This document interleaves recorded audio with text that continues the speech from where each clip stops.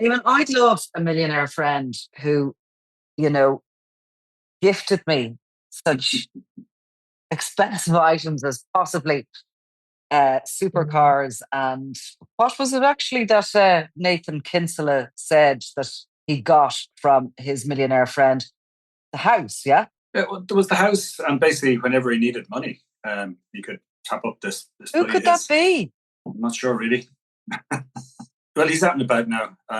He's out of he, prison. yeah, he did. Yes, He we're did his going one to. year for failing to declare the tax on these generous gifts that he was getting, because obviously it wasn't within the proper way of doing things. That if you get a lump of money, even if it's from a friend, I think it's more than €3,000. In case you want to send me any money, Nicola, Yeah. if it's more than €3,000, you've got to declare it. You've got to pay your tax. So he was obviously getting larger chunks in this, and it How was much going. tax would you have to pay, like on it? 50% or Well, whatever your tax rate well, is? well, whatever your tax rate is depends how much you've got, and the Yeah. other gifts you've got, and if you're on any other income. So yeah, it would be part of your whatever tax band, But it So is. does Kinsella not have to pay this tax back now because he served his time for the year? I think I'd nearly do that for Well, I a suppose it depends. Yeah, how multimillionaires. much? Actually, that's a good question. I don't know. I should have checked that out beforehand. I would imagine that it's still outstanding, So would I. Yeah. and that there's a deal done, even if it's like 10 quid a week off your Yeah. social welfare payments. That's all taken into account, and you go off and do your time, and you pay it back at 20 quid a week or 80 quid a Yes. month or whatever it is. And that if you ever get a lump of money again, that there's a lien on that, and they'll take that as well. Presumably they'll be able to go straight to the High Court and whip away a couple of $100,000 if that's what you owe. We'll go back into a little bit of detail around this case and what was said. But first and foremost, I suppose, you and I had heard that he was out. He'd served his time, he's out of prison. Um, and that he was driving around, I had heard, in an extremely fancy pants car. Now, you discovered what would we say, relatively fancy pants car Well, it was a at the drive 2020. of his. Yeah, well, it was a 2020 reg. It was kind of an Audi. I think it was an A4 estate. But Yeah, it's one pretty of these nice. cars. It's kind of more of a boy racer car, to be honest with you. It wouldn't be really kind of How can an suitable for. estate be a boy racer car? I know this one. It is. It's popular Is with that not to put your a certain prams and stuff demographic, in? and well, it's also I don't know, whatever else you have, depending on your You're demographic, what you shopping. like to put in the back of your Yeah. boot, your friends, Your a couple wine. of your wine. But there was a nice metallic finish as well to it. So I mean, it was quite easy to spot this particular Yeah. car in the crowded car park where we did see it. Yes. So I mean, Nathan Kinsella.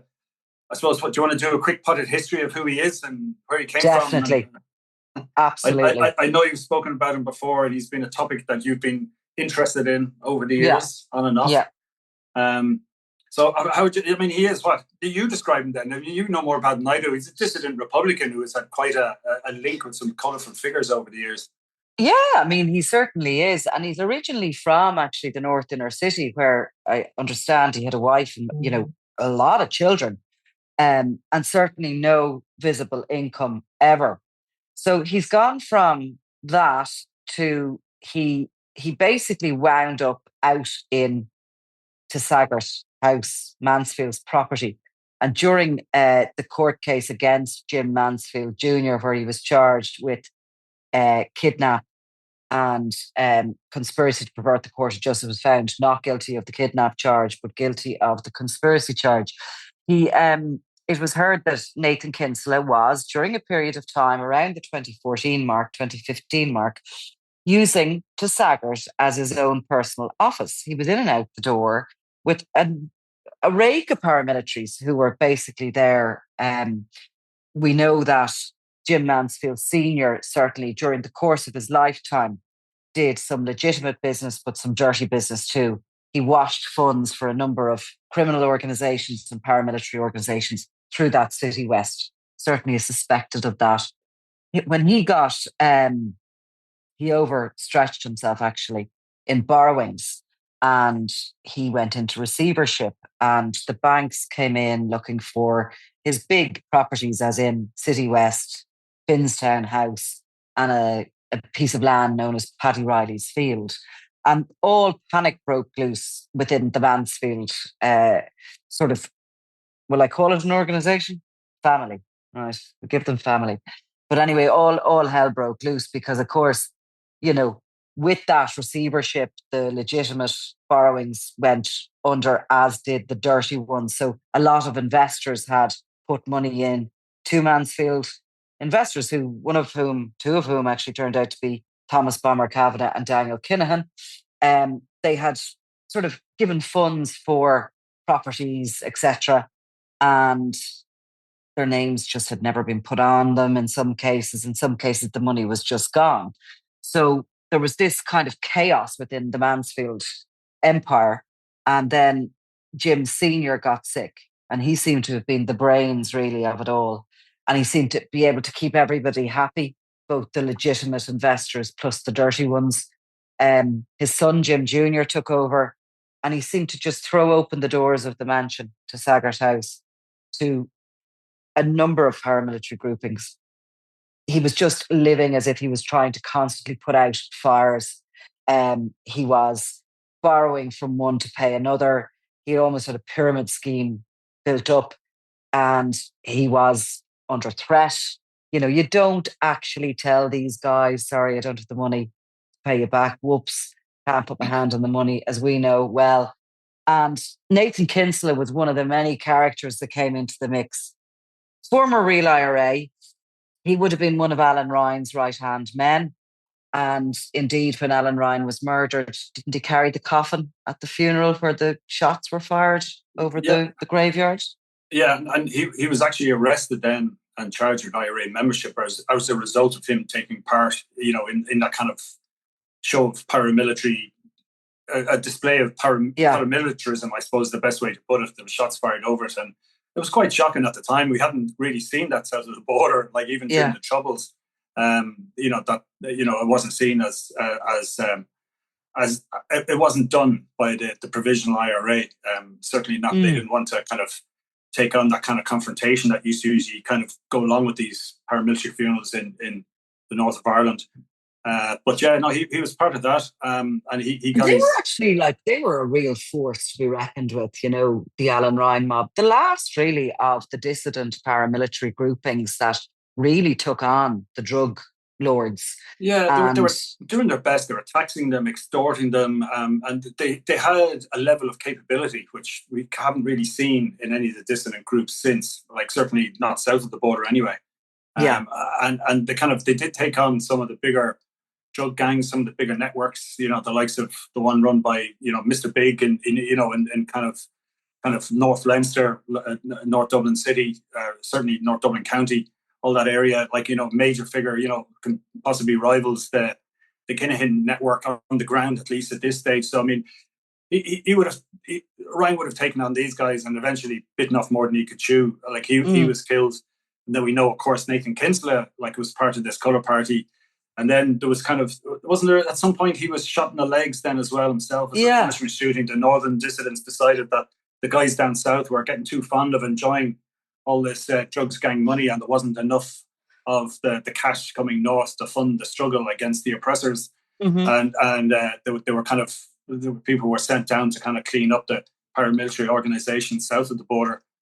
So he kind of, we know then, wasn't it? It came out in Mansfield's trial. Now he was acquitted of the more serious charges, but if you remember, there was a figure like $2,500 a week was being paid to Alan Ryan. Yeah. So, and this would have been. Nathan Kinsella would have been close to Ryan at that stage, at the time you were talking about when he was in. So that's the kind of money that these guys were kind of trousering at that stage. For sure. It was quite. And actually, when Nathan Kinsella was sort of knocking around in that Mansfield, it was there that he met his current partner. She was named during the court case, but she wasn't charged, or she was found not guilty. She was originally charged because it was €230,000 that went through a couple of accounts, and I think some of the accounts were hers. Now, eventually, the charges against her were dropped as a nolle prosequi entered, and he pleaded guilty. So the charges against her were dropped, and she was, I think, working. And she had an administrative role in the hotel business at the time. She did. She worked for Mansfield, Jennifer Dunn, and they seem to have met there. And obviously, the next thing we know about Kinsella is that he's living in a pretty plush house in Blackrock. Yeah. along with her and members of their family. And it's quite the house. What is house, it? It's a 5-bed house or something. It's yeah, pretty spectacular. it's a spectacular house, and it's 1.5 owned million or something. Or by a builder called Jerry McGreevy, who also found himself entangled in that whole Mansfield complex story, because he kind of came in when Mansfield was trying to claw back some of those key assets from the receivers. They put together a plan that some investors would come in, would buy. In particular, Paddy Riley's field seemed to be the icing on the cake of the this Mansfield was kind of, empire. wasn't this the ransom strip that it kind of, once they owned this strip of land, it prevented other landowners in the area from developing their own land. So it was Possibly. There was sort of things they called ransom strips, which were entrances actually to City West as well. The Paddy Riley's field, I think, is where it's located. It's, if it hasn't been developed at this point, it is one of these kind of, golden pieces of land where it is. But so basically, Jerry McGreevy was kind of brought in and had done a deal that he would buy that, hold it, and sell it back if Mansfield paid him back a certain amount over a period of time. But of course, Jim Jr. couldn't pay anybody. He was like literally trying to, I suppose, keep himself safe by paying all these paramilitaries who no doubt were upping their fees as the weeks went on. And he didn't pay back the Jerry McGreevy agreement. And anyway, on this story goes. But nonetheless, Jerry McGreevy owns that house. And Nathan Kinsella appears to be living in it rent-free, perhaps. And he then comes to court on this tax case.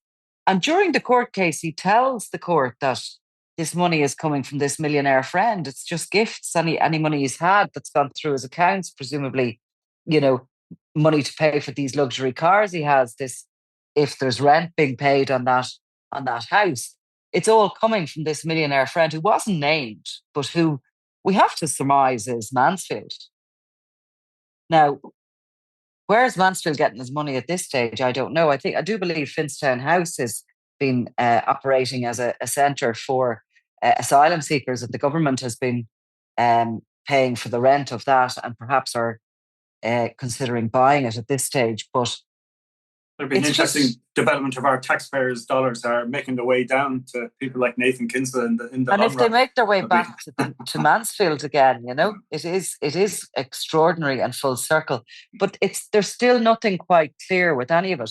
And in the background, there has been this very long, protracted investigation into VAT fraud and various other things that, certainly Jim Mansfield Jr. and associates of his are suspected maybe of running with this fraudster called James O'Gorman. And it is a Netflix drama. It's that a you'd 10-parter. have to break down into episodes to explain to people, because it's so complex.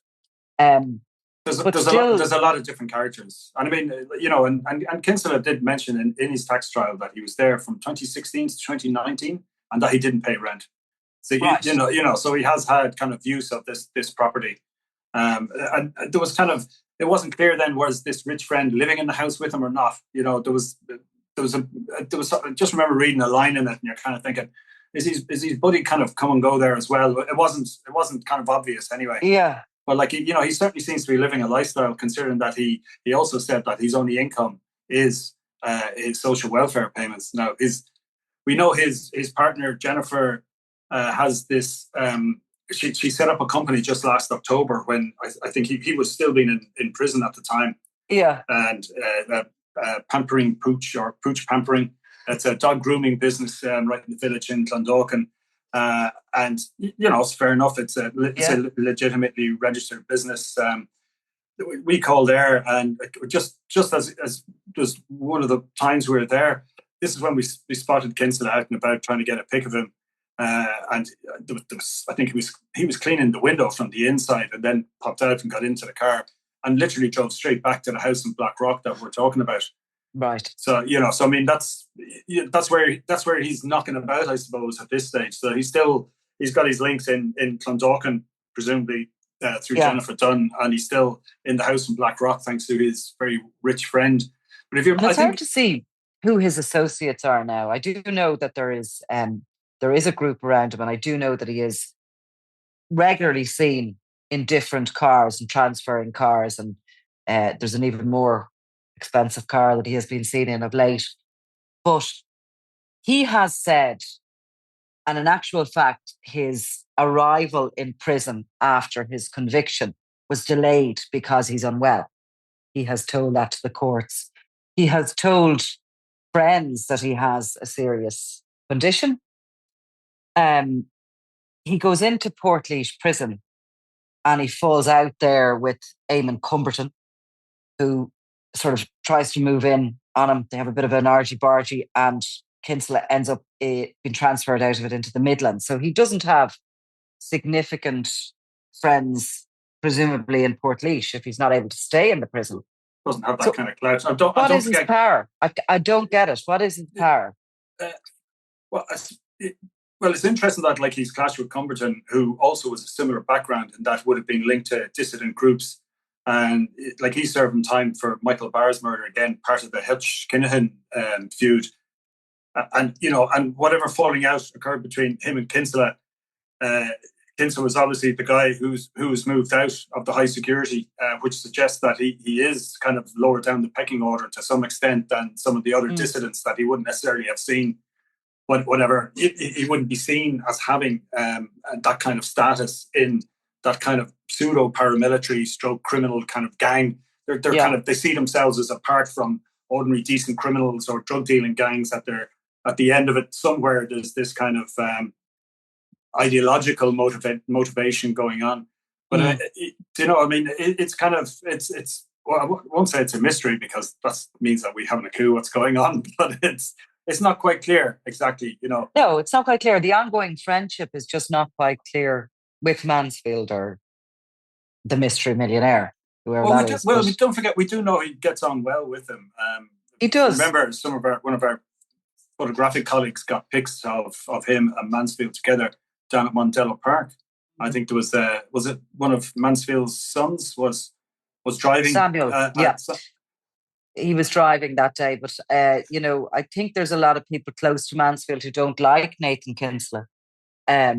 But he's got to be, surely, while he's told the court this is all gifts, we know in the past that he has been linked to extortion, etc. It's more likely that is his activities than anything else. Actually, just on the extortion thing, in another part of the forest, he came up there last year in one of the cab cases that he was doing. And it was one of the Longford drug dealing gangs. And there was one of the Keenans, they were part of this kind of family-based drug dealing gang in Longford going for years and years. And it was mentioned in the affidavits in court that Nathan Kinsella was linked to a group of men who had basically held this man hostage in his house in, I think, 2010, 2012. So right. This would have been at the time. And that after there was arrest made and in the courthouse, he was seen speaking with Alan Ryan and this Longford drug dealer as well. So, I mean, he's been at this, he's been at this a while. And, I suppose that would fit in with the pattern that we know anyway, that what we thought was going on. And even, I suppose it kind of feeds into, why Alan Ryan was eventually killed, as we think it's, part of the network belonging to Mr. Big decided he was too much trouble and they were very much behind that assassination. But it gives you an idea that, Nathan Kinsella was this, I suppose, dissident Republican, dissident IRA man who was, have boots, stroke, gun, baton, whatever, willing to travel and do a bit of dirty work wherever you need it. So, and to be honest, he's a big guy. I was going to say, how does he look? Did he look unwell? He didn't look unwell. He bounced out, got into the car, drove, and I suppose it's impossible. You can't diagnose someone's health watching him walk across the car park. But he's very easy seen. He's very easy spot. He's not like some of these guys you kind of have to look closely and you're not sure if you've seen him, or you're looking at thinking, I'm not sure we have the right guy. We need to check later and see if we can confirm this with someone else. You see Nathan Kinsella, it's him. It's split second recognition there. So I mean, maybe that's for him, that's a strength. Exactly. Right. Well, look, until we have more information, Let's leave it at that. Thanks, Eamon. Always a pleasure, Nicola. Robbie Lawler was out of control. This is Double Cross, the murder of Robbie Lawler. It was going to be an all-out war with him in the middle of it. Crime World special investigation podcast based on my new book, Web of Betrayal, wherever you get your podcasts.